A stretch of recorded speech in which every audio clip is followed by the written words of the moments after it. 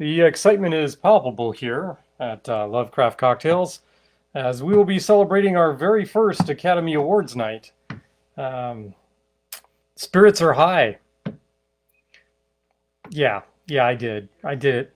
Spirits are high. I did the pun. It's going to be that kind of night. So we got guests from all over the spirit world, including some lost spirits, um, juices.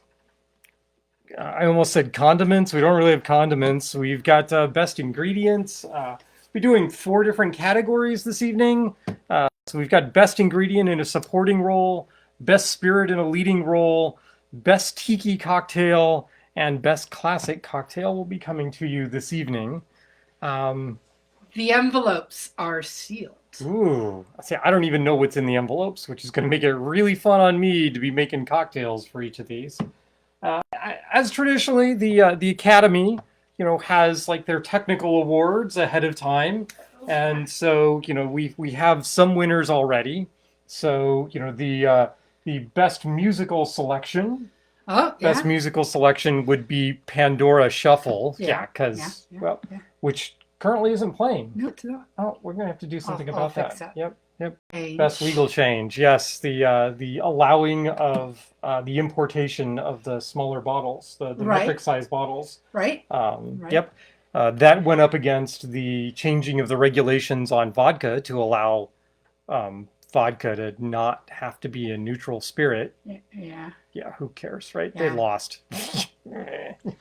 Although we do have some vodka over here. We have some oolong tea infused vodka. We do. Yes, because we had a shaker and spoon event preceding this, actually last night, and they required us to have some vodka, and we infused it with a little oolong tea to make it, well, have flavor. So, and this is the amount of clear vodka we have left in the house. Yes, the only other vodka we have in the house is the Black. Yeah, the black vodka. The black vodka, yes. If you haven't checked out before, then check out after the post that should be right before this. In all the comments we have the red carpet photos. Yes, we have been taking red carpet photos as our guests arrive.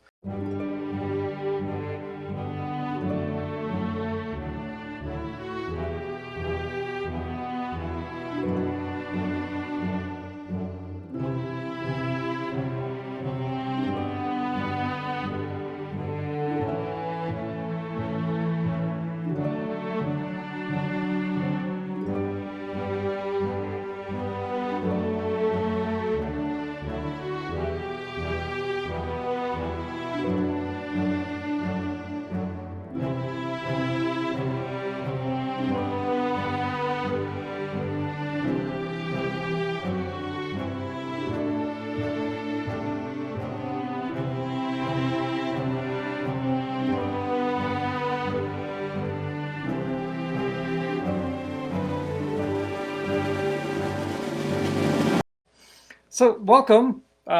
Clearly, the set designers are still working on things. We have smoke, rising off the stage because things are burning. Yeah. Like usual, right? Let's see. What else is there to say? I mean, we stocked up in preparation for this event. Right. So all of the decisions by the judge are mostly based on the survey, actually. I was going to be completely arbitrary about some, but I actually went with the survey. We had 11 people vote. Wow, coolness. So, I have no idea. I mean, none. I don't know. yeah, I made up the envelopes. For all I know, there are write-in candidates. Uh-huh. If anybody put down Malort for leading spirit, I'm sorry, I'm overruling. It's not happening. To start with, we always start with a toast. Yes. So,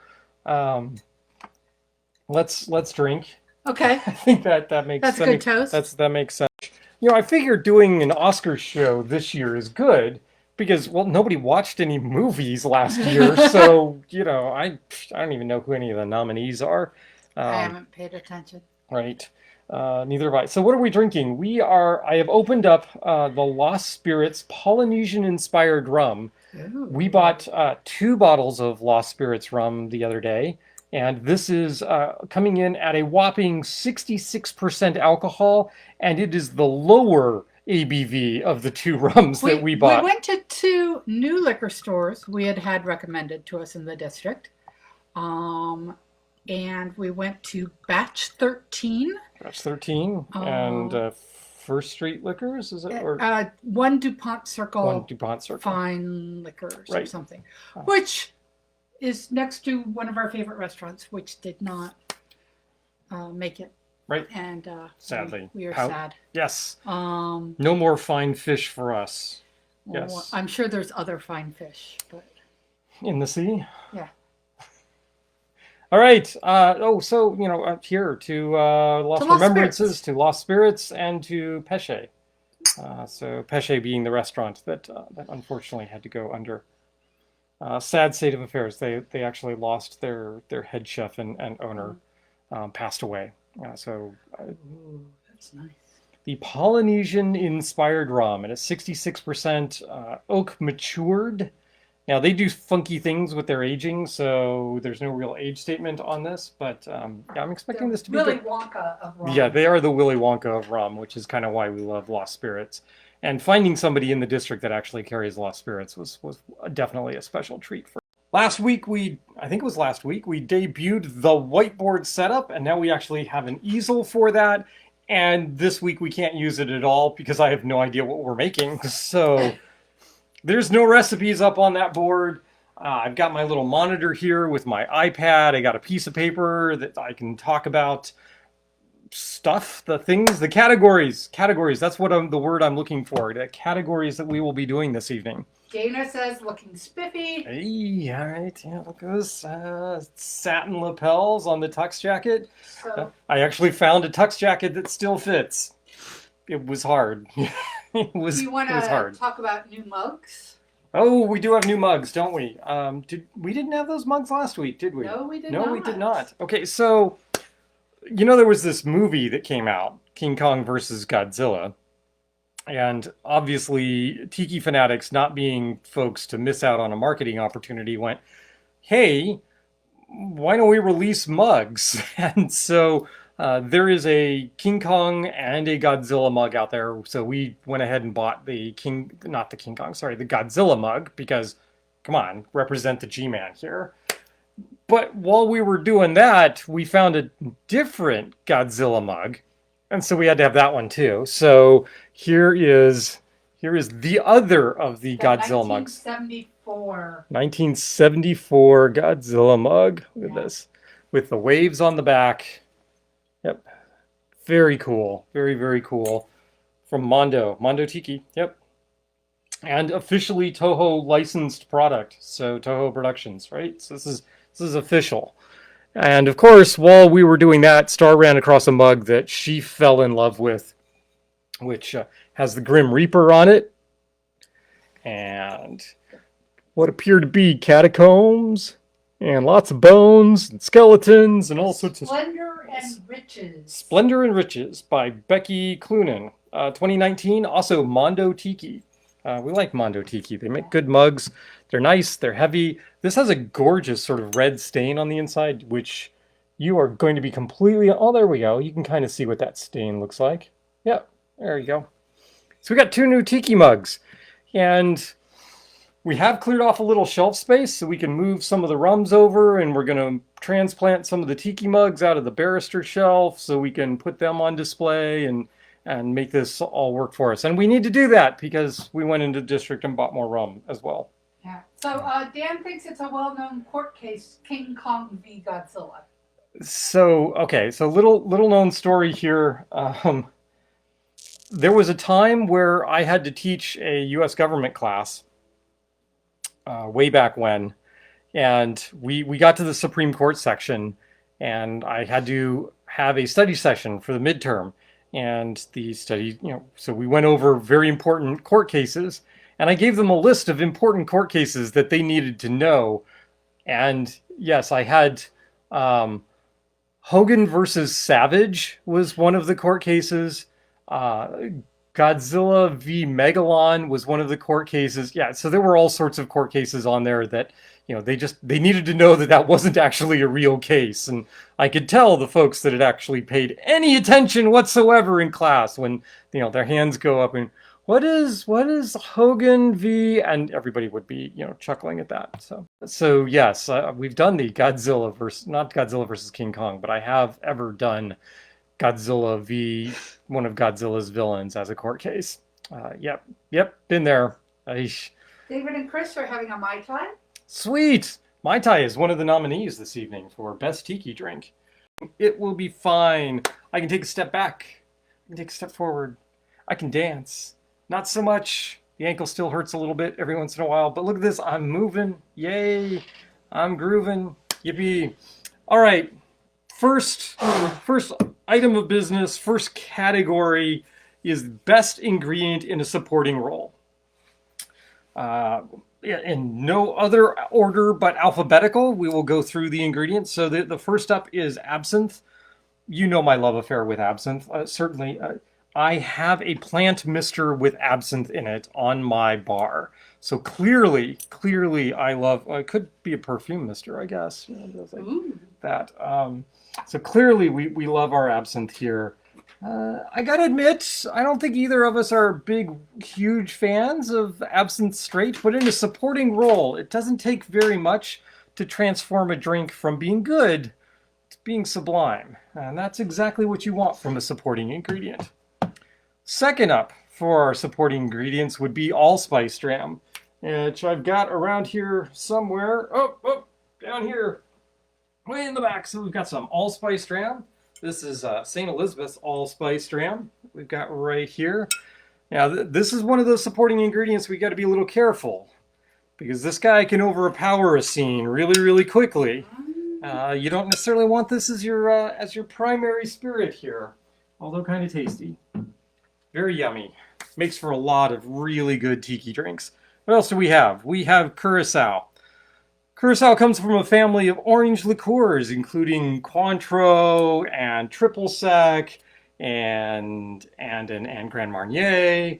And when I'm reaching for Curacao, I'm reaching for Pierre Ferrand's Dry Curacao, star of so many of the drinks that we've made up here, such that I have already gone through. This is what remains of my massive bottle of Dry Curacao. So that will be on the agenda for future restocking. What else do we have? Always looking sharp and dapper is Fashionola, which might be back in the fridge at this point. Might be back in the fridge. She's gone to the bathroom. That's what I'm hearing. That's what they're telling me. Okay, so Fashionola's gone to the bathroom. We have a lovely picture of her on the red carpet, so you can check out Fashionola there. Lime juice. I mean, what can't you say about lime juice? It's the number one ingredient in tiki cocktails. It's probably in more tiki cocktails than rum is. So, I mean, it's just the ubiquitous, always there, always present. Any sort of sour mix you're doing, lime is going to be presenting a role in that. So lime is just, on sheer body of work alone, lime has to be presenting this evening. And then there's the old man, the grumpy, I didn't even bother to dress up for this event, orgeat, which I gotta love because I make my own orgeat. It's always special. It lends a certain mouthfeel and umami to drinks that I can't get anywhere else. And it makes this bar here distinctive from every other bar because it's my orgeat. So there you go. That's our nominees. Nominees is the word I'm looking for. Yes, nominees. Those are the nominees. So I have the box. So the nominees are absinthe, allspice dram, curacao, fashionola, lime juice, and orgeat. Okay. And the best ingredient in a supporting role, sealed envelope. Sealed. Oh, you're gonna open it. Oh, okay. No, I'll let you open it. You're gonna let me open it? All right, I gotta. Where's the? No, you can't. No, I just want to make sure I'm not ripping the. I see. It would be bad for me to rip it and not be able to read it. That would be. course, I'm risking that anyway. Star wrote these out, so I may not be. Well, hon, I don't know what the spelling on this is. What are you trying to say? All right. Drum roll, please. We still don't have any music. What's going on? All right. Oh, but the spanked mint, the kinky nominee. Oh, the kinky nominee. Yeah. You guys screaming for allspice. I'm sorry, but the kinky nominee got kicked out for being X-rated, and the Academy Awards don't give out prizes for X-rated movies anymore. So there you go. So nope, no mint spanking. Best ingredient in a supporting role. Drum roll, please. And your answer is, of course, just sheer body of work alone. Lime juice appearing in so many cocktails over so many places. It's got to be lime juice, right? I mean, had to be. We all knew this was coming. So now I got to figure out. And that was the standout race. That was the standout. That was like overwhelming victor. Overwhelming. I mean, the Academy Awards never actually say like, oh, and in a complete drubbing, lime juice takes the supporting actor role or whatever. But no, I guess we're gonna do that. We're gonna spill the beans on what the voting was. Well, at least on this one. At least on this one. All right, so we've got lime juice. So what are we gonna do with lime juice? What aren't we going to do with lime juice? So one of the problems with doing a show like this is now I got to come up with something to do with lime juice, well, now, I mean, it would be too easy to do a sour, right? Just spirit, some sweetener, and some lime juice. I mean, I could.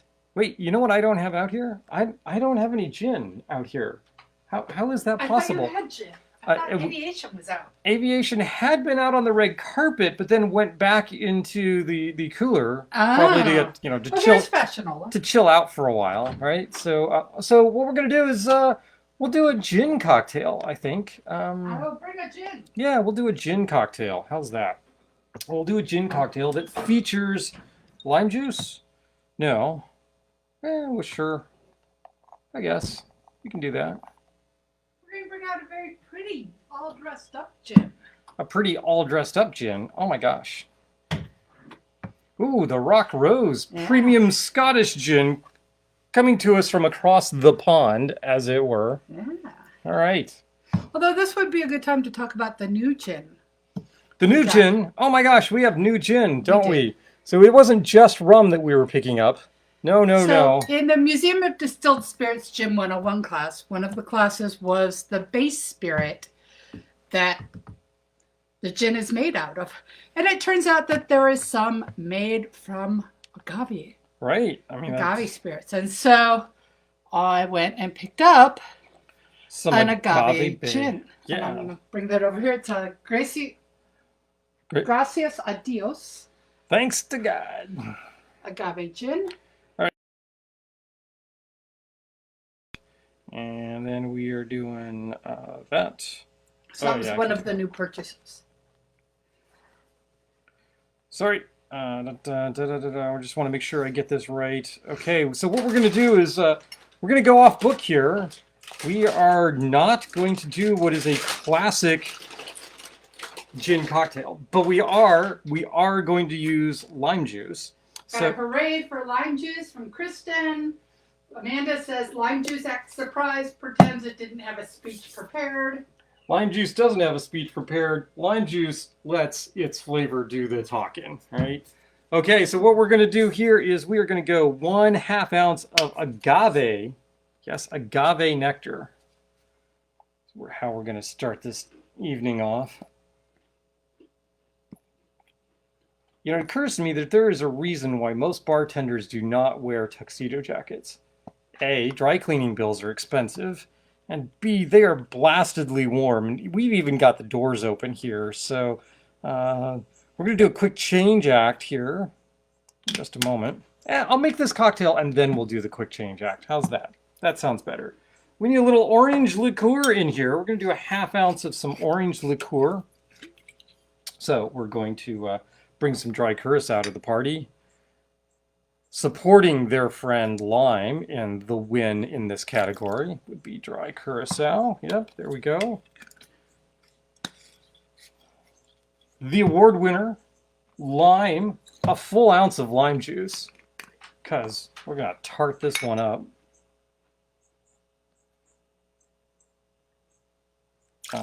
Right? And then here's where we get crazy. Instead of doing what we would normally do, which would be tequila, we are going to reach for, because she put it out of reach, the agave gin. Oh, I thought you were going to use the rose. So we're going to go with the agave gin. I decided not to use the rock rose. They're just, they're crashing the stage is what they're doing. Spirits category is later, and gin, okay, I mean, you're part of that. You might be there. But we're going to go this, and anybody know what we're making here? Anyone got a clue? What does this look like?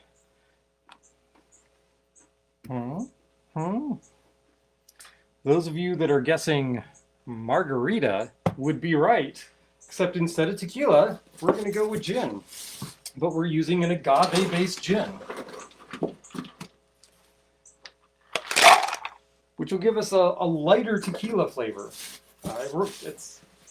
It'll be interesting. We'll see. I don't know, but we know the lime juice is going to shine in this cocktail. It will. All right, so we're going to shake this up.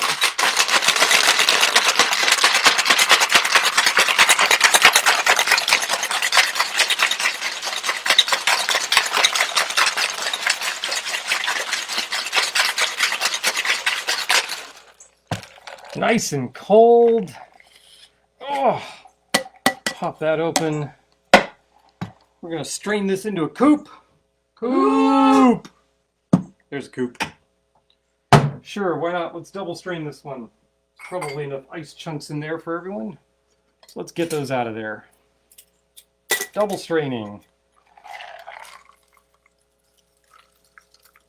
Amanda says, take it off, and then dollars. We will gladly take any support you would like to make to this episode. And there we go. Here we have a cocktail featuring our best supporting ingredient in a little known role, usually co-starring against rum, but tonight co-starring against not even tequila, co-starring with gin. With gin. I almost said lime. Lime and gin. Lime and lime. Oh. Wow, that is freaking lovely. Oh, that is so good. Wow. Lime juice pops on that. Oh. That is, woof. Oh. I'm a little warm in here. That drink is so good. Mm-hmm. That is nice. Put that drink back down. Because there's more left in here.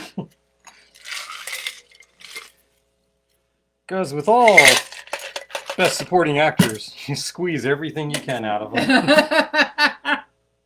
Because they're not getting paid as much as your leading actors. All right, here we go. I will let you take that, but that is uncommonly good. That is a very, beautiful very nice. combination. That gin works amazingly well as the base for a margarita. That is brilliant and lovely. And look at this. Woo! I have short sleeves. I'm going to hand my tuxedo jacket to my roadie. She's no longer a barback. Tonight she's a roadie. How's that? Okay. All right. So there we go. Our first category. I can't say it's a great big shocker. I'm not sure what I was expecting. Maybe absinthe, but no, I really think maybe orgeat. Orgeat's looking a little disgruntled over here. Maybe a little shaken up by the whole event. Yeah, there we go. Shake, shake, shake. That's our first category. That's the best supporting ingredient. Shall we move on to a major ingredient? Should we move on to best spirit in a leading role? Yes. Well, okay. Best spirit in a leading role in alphabetical order. Baijiu coming in from China, making a sort of a shocking appearance on this list. but in sheer quantity for the amount of spirit drunk in the world, Baijiu wins hands down. But it's also a drink that is almost entirely unknown over here in the West. So, we're getting our first foreign film candidate, foreign spirit candidate. I'm not sure how that works exactly, but yeah, so there you go.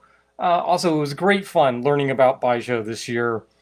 We took a class on it, so hour and a half, 2 hours worth of discussion on it. Learned a lot about it. It was a lot of fun. I've now had a couple of different Baijius. I have one in the back room from Taiwan, and I might pick up another, here and there, and I will certainly make a quest to go find some better Baijiu when next time we're visiting the East, which the Far East, not like the East Coast, because we're here, right? Okay. So that's Baijiu. Number 2, your second nominee, Cognac. Cognac, the grand old dad of cocktails. There was a time that if you were drinking a cocktail, especially here in the United States, almost before it was the United States, that cocktail was being made with cognac. For many, many, many decades, cognac was the cocktail making spirit. And so a lot of your classic cocktails, there is a version of them done with a more modern spirit, and then there is an original version that is done with cognac. And we lucked into this Pierre Ferrand cognac, the 1840 formula, which I think is just a really, really solid cognac at a not so break your bank price point. So cognac. Number 3. We just saw number 3 on the stage a few moments ago, featured in our Not Margarita, and that was gin. So we've got some gin here that is agave based. We've got the Rock Rose, which is it malt based? Is that right? Is it barley based? And learned a lot. I mean, just a lot about gin and how different gins can be. Not just, oh, here's London Dry and then there's something else. No, there's all sorts of different classifications, and understanding what you're getting in a bottle of gin is a lot more complicated than I thought it would be. So interesting education this year with regard to gin. I think we probably also doubled the size of our gin collection this year. We're now 14, 15 gins, probably, something like that. So gin. Then, I mean, it has to be the considered favorite in the category, I think. The presenter has a bias. I'm good friends with this nominee, and would really like to see them win this year, or every year. And as you can tell, they are well represented in this particular spirit category. And this is part of what we bought while we were in the district the other day. So rum, best spirit cocktail, right? And a new type of rum that we had not experienced before. This is Charanda, which has a DOC from Oaxaca, Mexico. I think it's Oaxaca. Maybe. I have to double check. And I'm not going to find it on the bottle right now because there's too much writing on that bottle. And it's all good because it tells you what's actually in the bottle and how it was made, and that's pretty awesome. So clearly, non-presumptive nominee in this category, rum, baby, rum. Comes. Oh, we're not done yet. We're not done yet. We got another. We got two more. Two right. more. Scotch. It's Scotch, by God. Yeah. Scotch, which is my favorite straight up drink. Yeah, Scotch was the first hard spirit that you and I ever shared a glass of. Because Bailey's doesn't count as a hard spirit. No, it doesn't count. So Scotch. It was a Lefroy, as I recall. Yep. And we have the agave drinks. It's out here somewhere. It's right There's there. Scotch. Right there. You're right. Yes. It's the behind the bar drink. It's the behind the bar drink. Oh yeah, the Corey Vecken. Yeah. A friend whose dog is named after this because it's so good. Yep. And no, it's not just named Corey. No, it's named after Corey Beckett. that Ardbeg. Yes, it's so good. Hi, Terry and Emily. And then the last but not least is tequila and mezcal, or agave spirits, making their appearance here. I would say for the first time in this category, the new mezcal. The new mezcal went. Did it go back in the back? It probably went in the back. Is Peloton de Muerte, the Battalion of Death mezcal, which is from Star's favorite region for producing mezcal. We got this. This is Maguay from Matalan. Also, Oaxaca. Yeah, if we're gonna visit Mexico at some point, we're just gonna have to go to Oaxaca because the food's great. Turns out the alcohol is really awesome. And Battalion of Death. How is that not kind of cool, right? And appropriate for Lovecraft.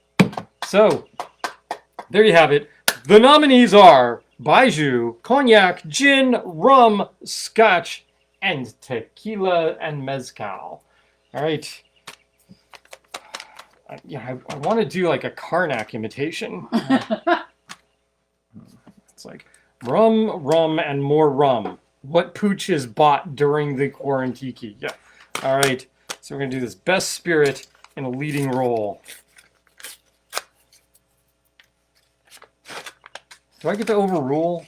Can I overrule? Best spirit in a leading role. And in a shocker, it's Baijiu. No, I'm sorry. It is, in fact, rum, baby, rum! Yeah, of course, it's going to be rum. No surprise there. We love you, rum. You love us. It's so good. I'm going to have another sip of the rum that I poured at the beginning of this broadcast. I'm not going to do a rum cocktail. We're going to sip on a different rum because that's what I want to do. Okay. So we've already opened the Europan Charanda. We've had that. It's quite tasty. It's a mix. It's a blend of molasses-based and sugarcane-based products. So it has a really interesting flavor. It's not at all like the rum blends that are blended for Mai Tais to get that Ray and Nephew 17 kind of flavor, because it's not aged that long to bring those flavors together. So it's a very youthful expression of a blending of molasses and sugarcane spirits together, which makes it a really kind of interesting and tasty. But I think we should open something else. So as long as we opened the Lost Spirits Polynesian, maybe we should open the other Lost Spirit. How does that sound? And lest you think we are being, I don't know, buying way too much rum, I will have you know that since we are shareholders in Lost Spirits, we are actually supporting our own bank account by buying rum from Lost Spirits. How's that? Does that work? All right, do we like the cork? We like the cork. Nice sound. Oh. All right, so I told you that the previous Lost Spirits came in at a 66% alcohol rating. So that's a 132 proof. Yeah. And that it was the lower of the two proofs. Right. Yes, this is the Cuban-inspired 151 from Lost Spirits. This is not for the timid, but we're celebrating rum's win here. So there's nothing timid about this. No, tequila was not robbed. Tequila has a much more narrow expression range than rum does. So there. We're just going to set that over to the side because I don't think we should be drinking any more of that straight than what we're going to have here. So, to rum as the best spirit in a leading role and my favorite spirit. Oh, that's lovely. You know, it's not as aromatic as the Polynesian. Yeah, and it's going to be... No. Oh, that's dangerous. Yeah. Oh, danger, Will Robinson. Drink more 151. Yeah. So... It used to be 151's only use was lighting on fire. Yeah, don't do that with these. No. What other rums did we pick up in the district? So the two new stores, we said that. Yeah. Batch 13, and I'll link them for those that are local.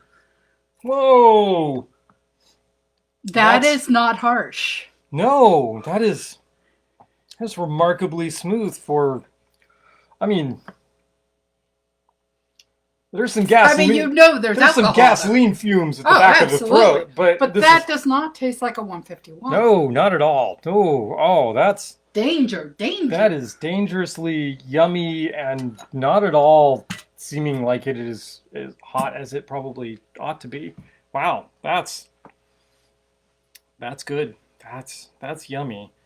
And now I have a Cuban 151 to play around with, which, I didn't have a Cuban 151 to play around with. I had Guyana 151s, but I didn't have a Cuban style 151. Clean, neat, still flavorful. And the heat is there, but the heat is all at the back end. Mm. Oh, that is quite lovely. Oh, yum. All right, where are we? We have gone through two of our categories and talked about the nominees in each of those categories. So I think we need to move on to our third category. Does that seem like the right thing? Especially since these next two. Talk about the other rums we got. Oh, I was going to talk about the other rums. Okay, sure. We talked about the Europan. We talked about the Lost Spirits Polynesia. We talked about the Lost Spirits Cuban.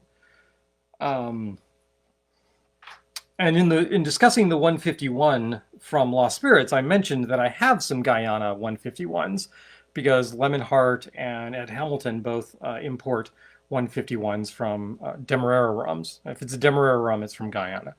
And we did pick up a limited edition single cask from Plantation, another Guyana rum, and this is 2008 bottling, and wow, it's 12 years, 9, 10, 11 years, either 11 or 12 years aging here. 9.5 in bourbon casks, 1.5 in Ferrand cognac cask, right? And then there was an additional year finishing in something else. 1 year in red Pinot with something or other in French that I cannot read. So a total of 12 years aging on this. This is their 2008 Guyana. We saw it. We had to have it. It looks like it's going to be amazing. We really like Plantation stuff. So Plantation is not a distiller themselves.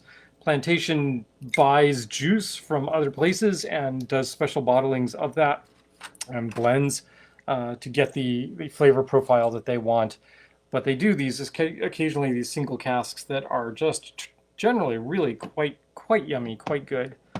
They are all finished in some sort of French cognac cask. It's sort of a distinguishing feature of the Plantation line, near as I can tell. In fact, Museum of Distilled Spirits event on May 1st is going to Guyana, a virtual tour of the country and its rum. Oh, right. So in case you didn't hear that, so the Museum of Distilled Spirits is having another rum event, and that rum event is going to be sort of a virtual tour of the country of Guyana and the distillery. They're down to one distillery of rum in Guyana, and that is what is it? No, that's not DDL. It's Demerara Distillers Limited or something like that. So maybe it is DDL, which they've consolidated like every other distillery in Guyana. And so they have like these just massive amounts of stills of different types and sorts. And Pusser's rum, part of their blend has to come from there because they have some of the world's only still existing wooden coffee stills and the COFFEY type of still. And those are like critical to making that particular blend of rum that is Pusser's. And so yeah, so we love them. They're great. They're awesome. They're great. They're awesome. If you are not buying rums that are expressions from a single island or a single distiller, then often the easy way to go for bulking up your rum collection quickly, being able to do a lot of different kinds of drinks without breaking the bank, is to buy blended rums. Rums that are blends of various other rums from around the Caribbean. And Banks has a great reputation for putting out a really solid product at a really nice price point. I mean, this is the 7-year. It's a little pricey at 40. But I mean, look at this. This has got Jamaican, Guyana, Trinidad, Guatemala, Panama, and Barbados rums all in here. So, I mean, we're buying this particularly for those cocktails that require a blend of rums. And maybe I don't want to dip into my sipping rums from Panama in order to make a cocktail. I can go to this and get some of that Panama flavor. Presumably, this also makes a really fine Mai Tai. Um, and then last on the rums that we have purchased recently is the Denizen. So Denizen embarked upon a task of remaking the flavor profile of the Ray and Nephew 17 that is so critical to the Mai Tai. And the rum they came out with for that profile is their Denizen Merchant's Reserve, which is aged 8 years, and it's a blend of agricole. It's a blend of rum from sugarcane and sugarcane juice and molasses based. So it's like the Europan, but this is aged 8 years. And so this is, if you're only going to use one rum in your Mai Tais, you're not going to do a custom blend. This is the one that seems to be getting an awful lot of noise about this. This makes a Mai Tai. So we'll have to try that at some point. It's quite a nice rum. We have tasted it. I'm unsure. The jury is still out on whether or not it makes a brilliant Mai Tai. But who knows? Maybe we'll get a chance to test that out as we move on to the next category in our Oscar event tonight. The next category is, I thought maybe we should switch this up and do Best Classic Cocktail and then do Best Tiki Cocktail because we are Quarantiki. But no, we'll keep the original order and we will go with the Best Tiki Cocktail. So I don't know what the criteria are for determining best tiki cocktail are. There were so many tiki cocktails that we have done over the last year. It could have been any number of them. So this is the list that we wound up with. We started with the Jet Pilot, just because the Jet Pilot is one of my absolute favorites. It is one of the test standards that I use for a tiki bar. If they have a classic menu, I'm always going to reach for the Jet Pilot just to see how well they do it. I figure almost all of your tiki bars are going to put some effort into making their Mai Tai, and so that's kind of their best foot forward. But if you want to go a little deeper in the canon, the Jet Pilot's going to set them a task and see if they can actually do that well. And so that is, that's my hurdle. That's my bar. Jungle Bird. Okay, so controversial entry into this category as to whether or not the Jungle Bird is actually a tiki drink. So the Jungle Bird comes to us in the modern era. It's really almost post the tiki craze and showed up in classic bars before it started showing up on tiki menus. So the Jungle Bird, maybe, I don't know, a little controversial choice here. It's also got a little bit of a controversial ingredient, the Campari. So a little bitter. If they don't win, it's probably going to be even more bitter. But, that's how things go. Third drink is the venerable Mai Tai. I mean, how does the Mai Tai not show up on this list? The Mai Tai is, Mai Tai means the best. It's just, and I know so many people that is their drink of choice. If they walk into a tiki bar, they're ordering a Mai Tai, and how that Mai Tai turns out is going to tell you how the rest of your night is going to turn out for that particular bar. So you better make it right, and it better not be pink.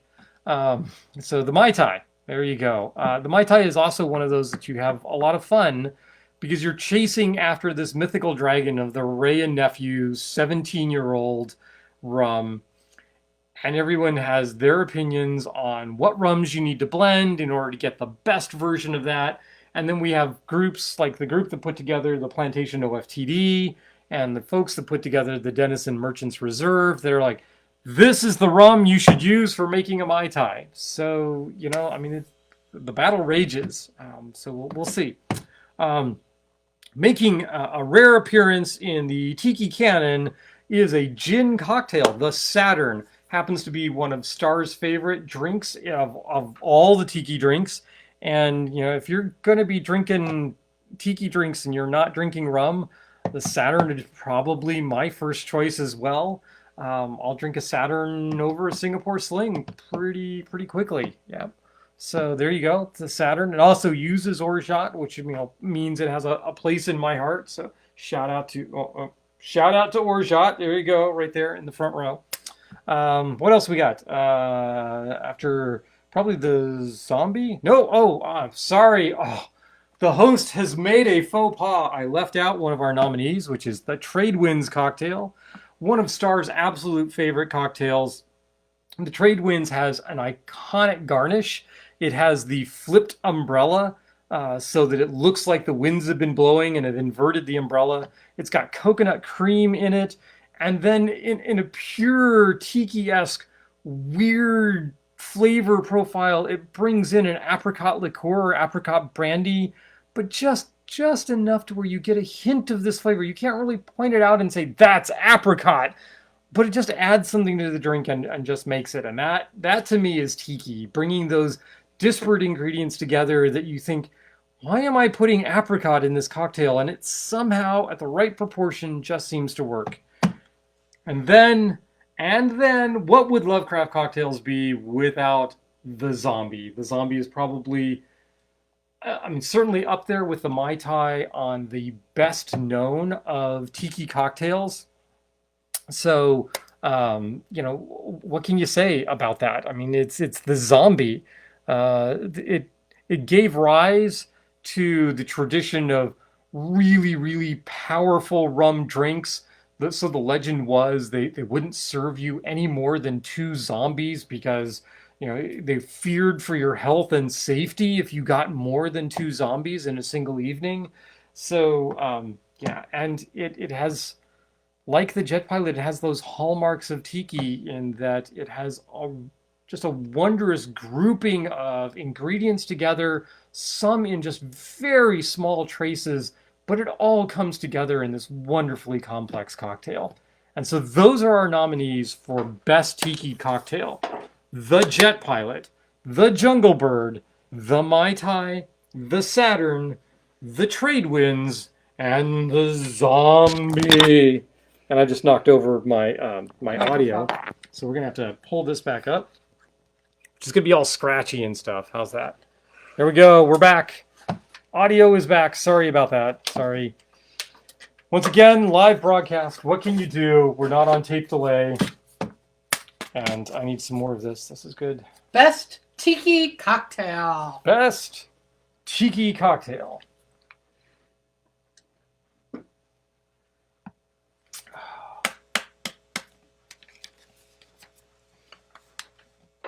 What is a drink made with more ingredients than most home bars have?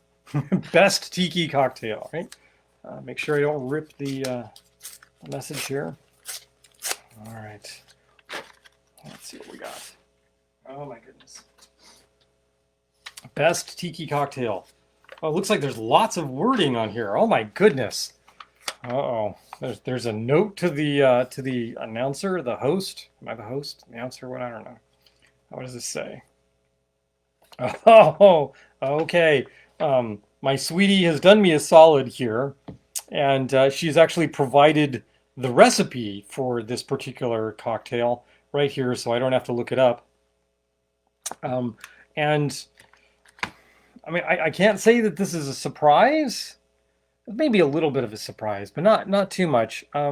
Yeah, so we're gonna go with the Mai Tai. The Mai Tai wins. It is the best. By definition, it is the best. That's what the name means, supposedly. And the recipe that she gives me is as per Martin Cate's recipe from Smuggler's Cove. You have Lovecraft cocktails. If Star was the sole judge, Trade Winds would win. Yep, and if I were the sole judge, the Jet Pilot would win. But neither of those are happening. We're going with you. We're going with the Academy. Academy, all 9 of you, 11 of you, whatever it was. And now we're going to go ahead and make a Mai Tai. And what do we need for a Mai Tai? So first of all, we need the classic double rocks glass. Lovecraft cocktails. The Shores of Carcosa. We're going to use that for our double rocks glass for this cocktail. Uh, Shores of Carcosa is actually not a Lovecraftian reference. The Shores of Carcosa is a reference to The King in Yellow, and I forget what the author, who the author is, but Lovecraft was definitely influenced by his writings. And The King in Yellow and Carcosa. Robert Chambers. Robert Chambers, right? And the King in Yellow and Carcosa do show up prominently in some of Lovecraftian's writings, but he's riffing off of Chambers's work. Particularly the short story, The King in Yellow. All right, so what are we going to do? So this is a cocktail that is built over crushed ice. So we're going to go ahead and do that. We're going to shake it. You could spindle blend it, but we're going to shake it because I think it makes for a better cocktail. We need, all right, so here's where Kate and I have a problem.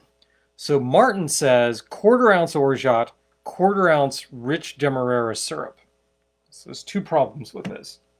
One, a lot of your classic recipes show 1/4 ounce of orgeat and 1/4 ounce of falernum as your sweet component, and others will play around with those percentages.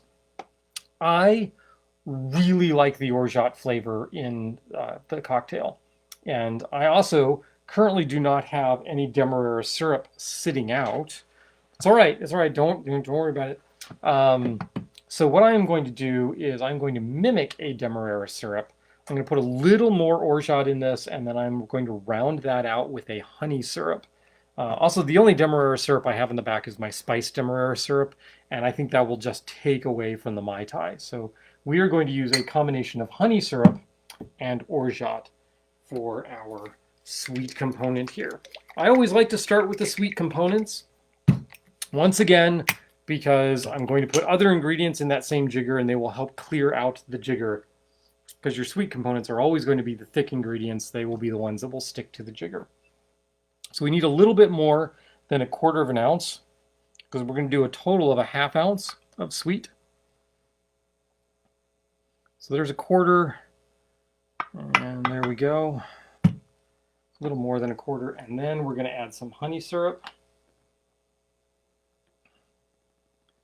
You can yell and scream and shout at me all you want that putting honey syrup in my Mai Tai isn't traditional. Yeah, whatever. It's still a better choice than using my spiced demerara syrup, which will just take it over because the spice is so strong in that. This will give this a much closer to the original demerara flavor. Okay, so we need to rinse out the jigger a little bit. So we're going to go with 3/4 ounce of fresh squeezed lime juice. Lime. 3/4 ounce. You put the lime in the coconut. We don't have any coconut, so we're not putting any lime in it. I do not actually have any mint here, which is kind of sad. So I can't do the traditional mint garnish for this, but maybe some mint will magically show up on my doorstep before I'm done making the drink. We need a 1/2 ounce of orange curacao. 1/2 ounce. Orange curacao. Dun, dun, dun. Are we having fun yet? Y'all having fun? Isn't this better than the actual Academy Awards? Especially during a year when I have no idea what movies were even released this year, let alone what actually made the Academy Awards. So no idea. I'm pretty sure that nobody didn't make it onto the Academy Award nominees. So we got lime juice, we got orange curacao, we've got orgeat, we've got our other syrup. That would be the honey syrup instead of the demerara. So what else do we need? Oh, right, we need rum for this cocktail. Now, you've seen me make a significant number of Mai Tais on this show, and it is never the same thing twice. But I'm going to try something.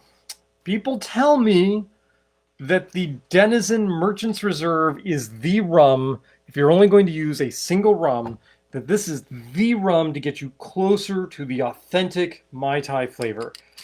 So we are going to go with 2 full ounces of an aged pot still, and and the best supporting ingredient shows up again. Oh, of course, best supporting ingredient being lime juice. So there's 1 ounce. And there's 2 ounces. So I misstated a little bit early on. I said that this was built over crushed ice. It's not actually built over crushed ice. It's shaken with crushed ice. If it were built over crushed ice, I would be pouring crushed ice over this. Now, we're also going to go slightly non-traditional in that I have some pieces of lime rind, and I'm going to throw those in there and do sort of what they call a royal shake, which will get some of the lime oils off of the peel and into the drink and accentuate the lime flavor. This is one of the things that makes, I think, the Mai Tai such an impressive drink, and why it is so richly deserving of the title of our best tiki cocktail.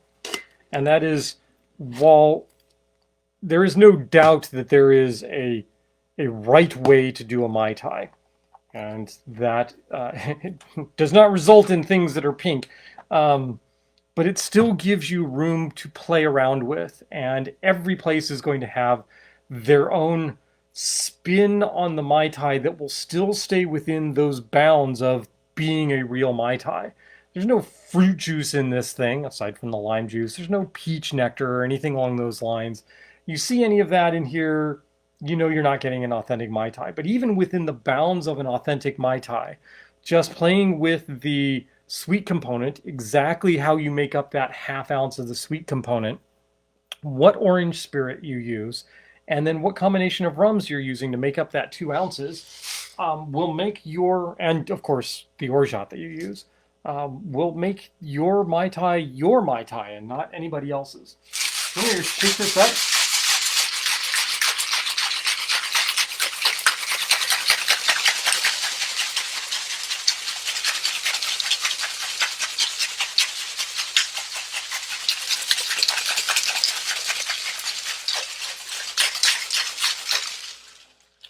There we go.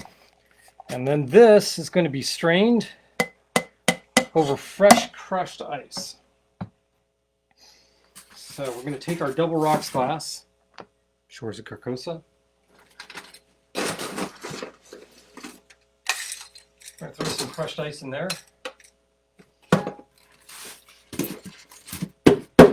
Now, the canonical garnish for this does involve mint, but it also involves a spent lime husk.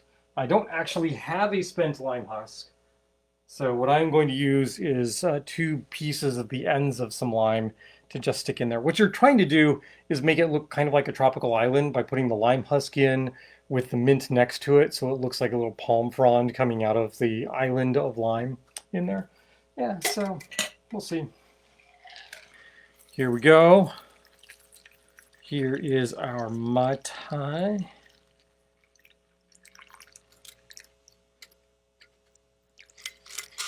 Shaky, shaky. Of course, we're not up to the wash line, so we're going to add just a little bit more crushed ice. There you go, that's close enough. I could add more crushed ice, but I really don't want this to dilute anymore. We need a straw. We do need a straw. Where will that straw be from? That straw is going to be from Surfside Sips. We're just going to go with a straight up green straw. This is a green glass straw. We're just going to stick that in there. Right there. See, See, the proper color for a Mai Tai. Yep.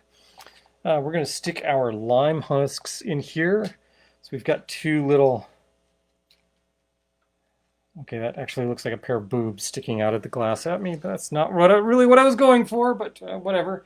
And Dave, this is for you. We're spanking some mint, baby. 1, 2. Oh, bad mint. Bad mint. There you go. What's a safe word for mint? I don't know. No clue. Usually you'd like to have a great big bushel of mint sitting here. Oh, my hand smells so great. Notice there's no float of rum on the top of this. None of that business. This is a Mai Tai. And it is made with the Denizen 8, the Merchant's Reserve. It's supposed to be one of the best rums for making a Mai Tai. We'll find out.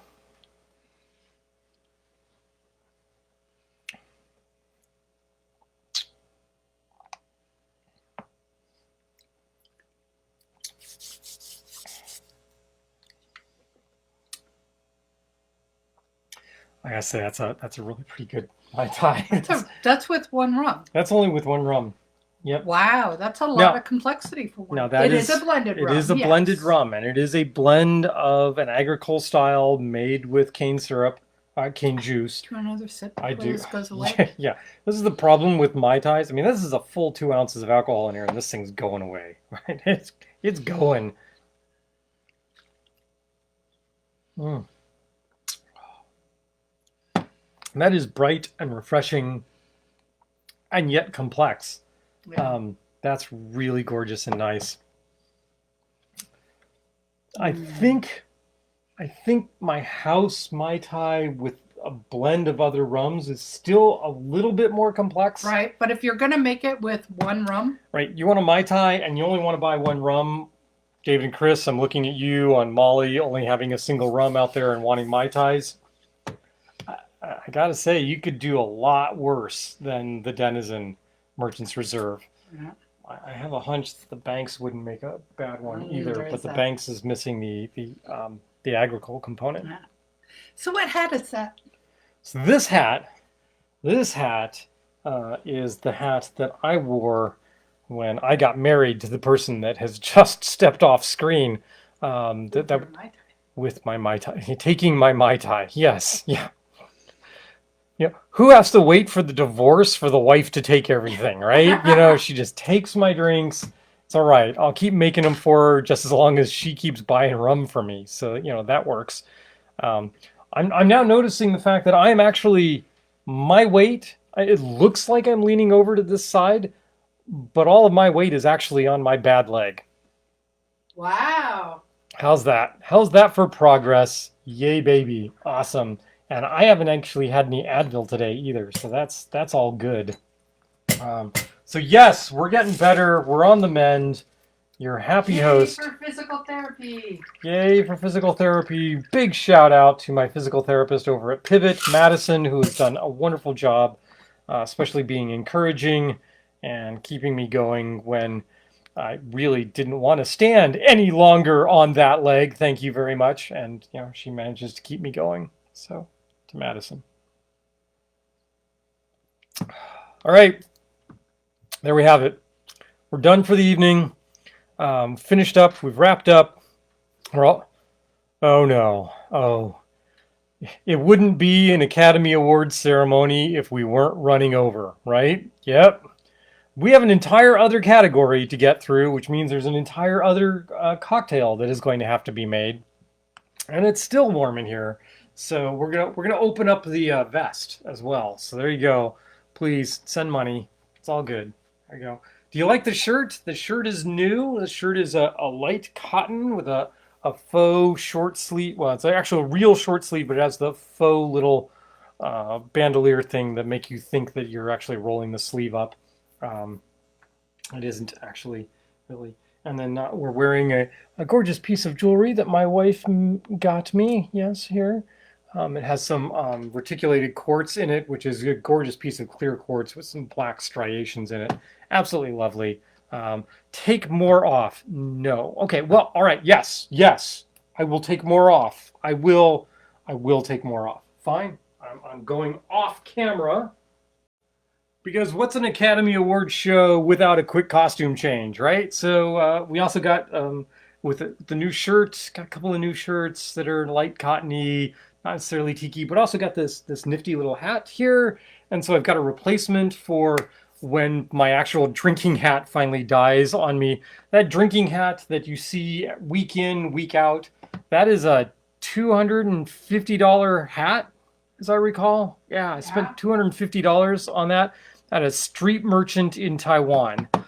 Now, that $250 was new Taipei dollars, so it was like 11 bucks US, which is why it's like studded with pins everywhere and I can get away with it. But this one's looking like it might be the backup to that. So I can stick pins in here. It's a nice straw hat and it can be scrunched, and it'll come back to some semblance of shape. I have to work on its shape a little bit. I'm not quite happy with it at the moment. We've only had it a couple of days. But there you go. There we go. I've taken something off. I took off the wedding hat, replaced it with this one. You got to see my lovely locks. There you go. last but not least, folks, the last category for the evening is the best classic cocktail. Now, if you know Lovecraft cocktails and Quarantiki, we're not just about tiki cocktails. I mean, we make a lot of tiki cocktails, don't get me wrong, and I love tiki, but the name is Lovecraft cocktails. As a consequence, we like well crafted cocktails no matter what genre they're from. And so we're going to go with best sort of classic cocktail drink. Now, I got fought a little bit about this because, to my mind, the Mai Tai is a classic cocktail and could have gone there, but we don't want a two-time winner, right? So here we go. Here is our list of nominees for best classic cocktail. Now, this is not the best classic cocktail by how it's ordered in American bars. It's not the best classic cocktail. This is our short list of cocktails that we have made here on the show that we think are part of the best canon of classic cocktails. So number one on that list is a cocktail that it's purple. I mean, what else can you say? It's kind of purplish blue. It reminds you of the sky. There's a gin that's named after this drink. Yeah, that's right. It's the Aviation. It's one of Star's favorite gin drinks. It is a very simple drink to make, but it has that key ingredient, the creme de violette in it, that just gives it sort of a sky blue, sky purplish color that is just absolutely gorgeous. It uses Luxardo, which was one of the runner-ups for best supporting ingredient, and could have easily been there. So it's also one of those drinks that you can look at the back bar and go, yeah, they can't make an Aviation, because if they don't have the creme de violette and they don't have Luxardo, you know you're not going to order that. And if you see all the ingredients and they say they can't make it. Yeah, so we have had that experience. I don't know if you caught that or not from my producer back here. If you go into a bar and you look up and you see all the ingredients for an Aviation, and you ask for an Aviation, they say, "Oh, I can't make that," or "I don't have the ingredients for it." That should tell you something. Maybe not necessarily about the bar, but it should tell you something about the bartender. I did on one occasion have to point out when the bartender said, "I'm sorry, I don't have any maraschino liqueur. I can't make that." And I went, "Isn't Luxardo a maraschino liqueur?" And he was like, I don't know. I was like, "Oh, okay, got it. All right, understand where this is coming from." Cocktail number two, our nominee number two for best classic cocktail. This is the second version of this cocktail. There's a whole line of these cocktails which are sort of hair of the dog cocktails. They are the cocktails that were designed for you to wake up in the morning feeling not so good about yourself because you tied one on the last evening. And these were the cocktails that you were supposed to drink to make you feel better about yourself and get on with the day. Yeah, true hair of the dog stuff. And we are going with, because, I mean, come on, it's Lovecraft cocktails, Lovecraftian themes, Reanimator. You can't go wrong with the Corpse Reviver number two. So this is a great drink, great cocktail, gin-forward cocktail. It's a perfect cocktail. All of the ingredients are in the exact same proportions, which makes it easy to remember. So there we go. What more needs to be said about our next nominee? You've seen me make them. You've seen me drink them. You've heard me probably drinking them even when you haven't seen me. And you've seen posts about me drinking them. And it is the drink that I say is the drink to have when you want to know what a rum tastes like, but you're a little afraid of just knocking back shots of rum. That's right. It's the daiquiri. How do you not love the daiquiri? It is a rum sour. It is simple, and it is the most clean expression of rum you can get without just drinking rum. Then there's the old fashioned. Wow. I mean, the old fashioned regularly tops the world's list of best cocktails. It is classically made with bourbon, but it can be made with any number of spirits. Through recent years, we've seen mezcal old fashions. There's rum old fashions. We don't really talk about gin old fashions per se, but it supports a wide variety of different expressions, different spirits, and is about as simple as you can possibly get in a cocktail, right? So you're talking water in the form of ice. You're talking spirit, usually in the form of bourbon, some sweetness to counter the burn of the alcohol, and maybe some bitters, and that's it. There you go. There's your old fashioned. That's it. Simple, simple, straightforward. Um, Next up, we have the Sazerac. The Sazerac is at its heart an old fashioned, except that it says, wait, I can make the old fashioned better. I just need to add absinthe to it. And really, I mean, come on. What drink isn't made better by a little bit of absinthe? I mean, heck, the Mai Tai is probably better with a spritz of absinthe over the top, although we're not going to do that tonight. So there you go, the Sazerac. The Sazerac is also Miss Holly Wilper's favorite cocktail, and is a cocktail that I serve every Thanksgiving. It has become the traditional Thanksgiving cocktail, is the Sazerac. It has a long history in New Orleans and makes me think of New Orleans every time I think of the Sazerac. So there you go, Sazerac.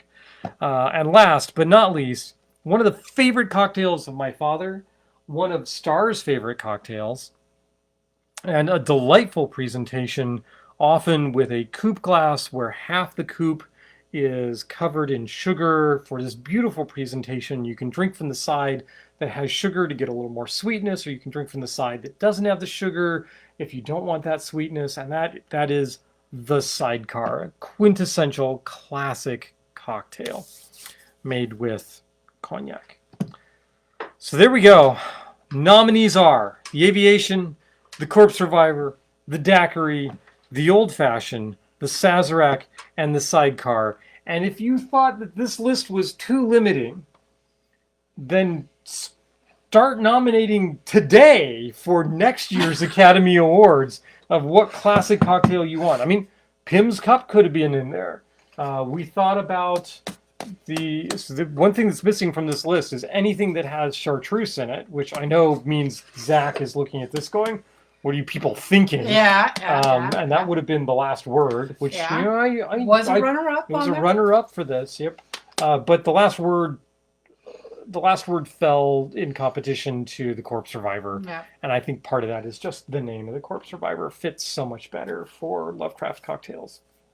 So here we have the last envelope of the evening. It's best classic cocktail.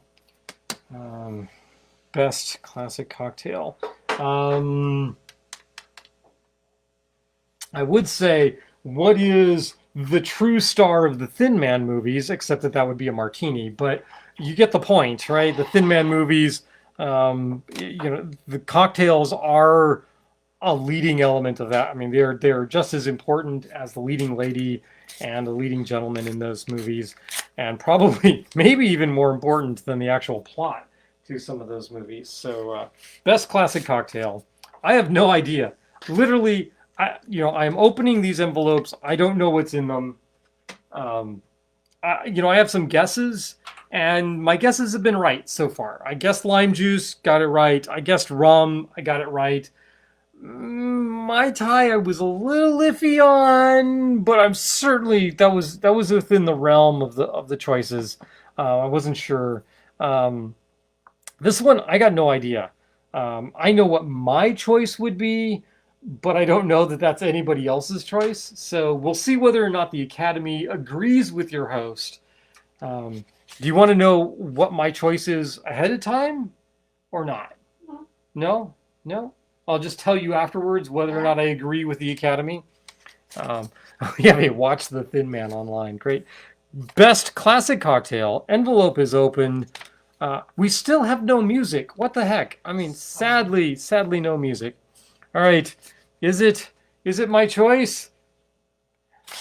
Abso-freaking-lutely, it is the Daiquiri. Yes, the Daiquiri wins. The truest expression of rum you can have without drinking rum straight, which means, holy Hannah, I get to make a Daiquiri. Yes. And we have rum out here. I have lots of rum. You know what I'm going to do? I'm going to make a Daiquiri, and I'm going to make it with the Charonda, because I think that's going to be an amazing Daiquiri. What do you think? Should I do that? Yeah. Look at this blue bottle. It's really pretty. Let's go ahead and do that. I gotta say that first drink that we did, the margarita, except that we didn't use tequila, we used the gin from the agave spirit. That was so amazingly good. We're gonna have to revisit that. That has to go on like the permanent list. That was really good. Okay, so we're gonna do a daiquiri. So what's in a daiquiri? Anybody? Anybody know? Star says she knows what's in a daiquiri. Best supporting ingredient. The best supporting ingredient, absolutely, lime juice goes in there. Yep. The best spirit in a leading role goes in there. Okay, so we're gonna go with 3/4. Actually, here's the deal. Syrup. Here's the deal. Usually this would be a demerara syrup, or a simple syrup would go in here.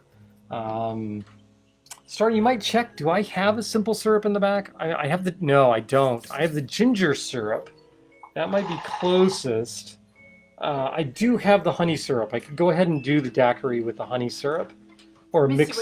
I don't think you do. I think you are low on simple syrups. So, what do you folks think? I think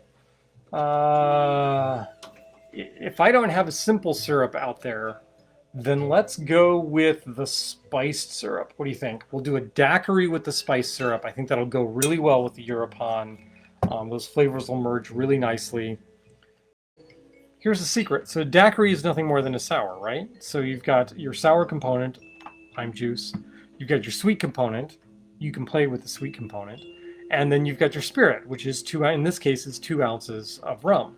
So you can play with that sweetness. You could use fashionola. You could use a simple syrup. You could use a spice syrup. You could use a ginger syrup. You can use pineapple. Ooh, pineapple. Pineapple syrup. Pineapple syrup. Bring me the pineapple syrup. You could use a flavored syrup, like we're going to use the pineapple syrup that I have made and have in the back room there. As long as there's no mold floating on it, we're going to use the pineapple syrup. Pineapple syrup. We also have from Shaker and Spoon the citrus green tree grapefruit syrup. We've got ginger syrup, and we have also from Shaker and Spoon the baklava syrup. The baklava syrup. The baklava syrup would be closest to a demerara syrup. The ginger syrup, my house daiquiri uses ginger syrup and probitos in it, but we're not going to do that one this evening. I want to use up my pineapple syrup. We're getting pretty close to the end. I want to make sure that I make good use of that, so we're going to go. Anybody? My proportions? What are my proportions for a daiquiri? We have a lime syrup rum, lime juice syrup, and agave. Chris says, use the agave. I'm going to use the pineapple. Sorry, I forgot I had the pineapple back there. I want to make sure I use up the pineapple. Now, the proportions. Proportions for daiquiris are all over the place, depending upon how people want to make them, what the proof of the rum is that you're using, that sort of thing. I always start from a 2 3/4 3/4 ratio. So I'm going to Dana says 3/4. I am going to go 3/4 of an ounce of syrup. I'm going to go 3/4 of an ounce of lime juice and 2 ounces of rum. So we're going to go 3/4 of an ounce pineapple syrup. Dana, you are right on. You win a gold star because you're paying attention to what I do from week to week. And we appreciate that here at Lovecraft Cocktails. I would send you a bottle of alcohol, but that would be illegal. All right, come on. There we go. Pineapple syrup. Cap back on the pineapple syrup. 3/4 of an ounce lime juice. Fresh lime juice squeezed just before the show. You know, somebody's got to tell me, did you find the red carpet posts? Did you find that funny? We had a lot of fun doing that. Just, pictures of various groupings of bottles and ingredients and that sort of thing, and coming up with taglines for them. So I hope you found that fun and interesting. The Europan. So this is a Charonda Blanco. So it's made from a copper pot still. The second is a molasses-based rum. I'm babbling, so I need to make this drink quickly because I'm thirsty. No. The bottle is blue. The bottle is blue. The alcohol is not. The alcohol is clear. the bottle is blue, just in case you wanted to clear up any of the... Oh.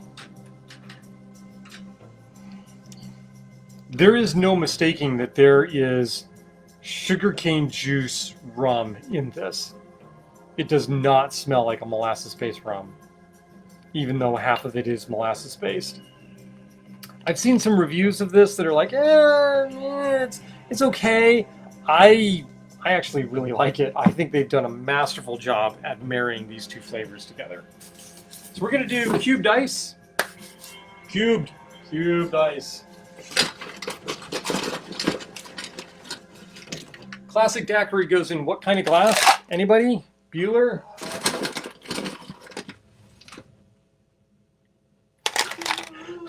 Star has it right. Star says coupe. Yep, goes in a coupe, or more particularly a chilled coupe. I don't have a chilled coupe handy, but I do have a coupe, so we're gonna put it in a coupe. We're gonna shake this up.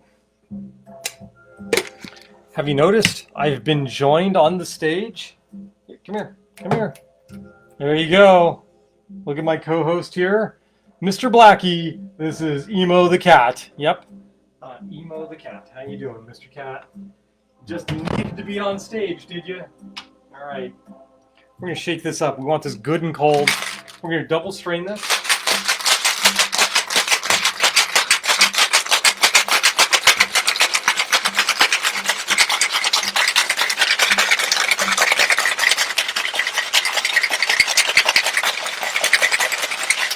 Oh, we're going to do it one-handed! The show's getting out of control! What do you think? Huh? Did I do that okay? Is that cold enough? He says it's cold enough. His whiskers say it is cold enough. So we are going to do a double strain of this into a coupe. I'm going to do a tight gate on this. What do I mean by a tight gate? Anyone know tight gate? So this is a loose gate, right? So it says coupe. Can you tell I voted for daiquiri? The reason why you have these spring-loaded things is so that you can press down and close or open the gate. So you press down toward the bottom of the mug here, and you close off that filter, and you make it a much finer filter, which holds out all of the little ice chips. Get that right up to the wash line. Anyone know what club in the United States made the daiquiri popular in the US? No clue? It's the Army-Navy Club in Washington, D.C. that made this drink famous in the United States. It was already famous in Cuba. All right, so here we go. This is a Mexican rum with pineapple syrup daiquiri. Christine asks, speaking of Mr. Black, have you tried the Australian Spirit by that name? I have not tried the Australian Spirit by that name.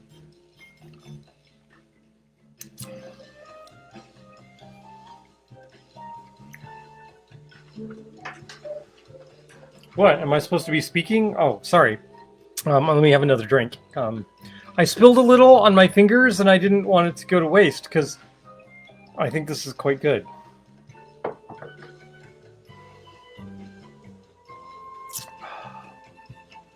You guys are nice to me. Oh, this is really good, actually. The pineapple really comes through. It blends really nicely with the agricole from the Europon, but it doesn't, because it's not entirely agricole. If it was an entirely agricole rum, it would just take over the drink. But it doesn't. It just complements the pineapple syrup so well. That's a brilliant daiquiri. That is, come back here.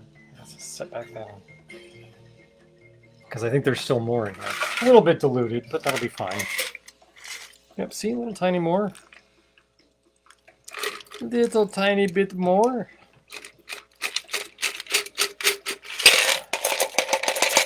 Well, and now you want to be sure that she doesn't spill any on the way back to her table. So I've got to take a sip and bring this down below the wash line. Right.